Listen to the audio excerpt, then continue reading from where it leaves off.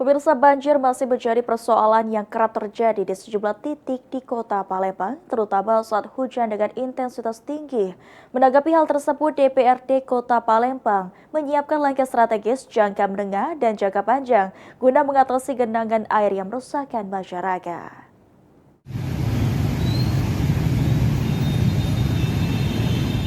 Sejumlah titik di Kota Palembang kembali tergenang saat hujan dengan intensitas tinggi. Kondisi ini mendorong pemerintah Kota Palembang untuk segera melakukan pembenahan.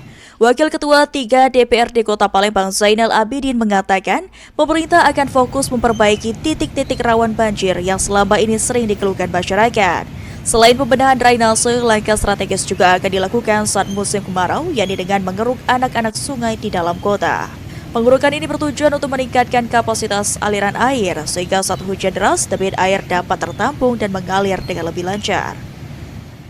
Langkah pembenahan yang sudah kami sampaikan saat ini menentukan mana titik-titik banjir yang ataupun airnya sedang tergenang. Ini menjadi catatan.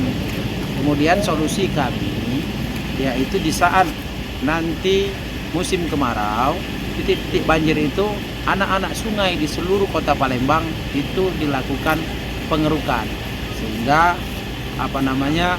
volume air ataupun debit air itu bisa mengisi tempat yang dikeruk tersebut, dan kemudian koneksi dari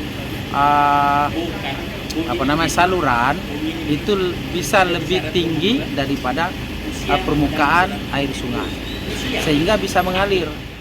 Zainal berharap pemerintah juga memperkuat konektivitas saluran air agar sistem drainase lebih optimal dan mampu mengurangi risiko genangan. Dengan langkah ini diharapkan permasalahan banjir di Kota Palembang dapat diminimalisir. Suryadi, PAL TV.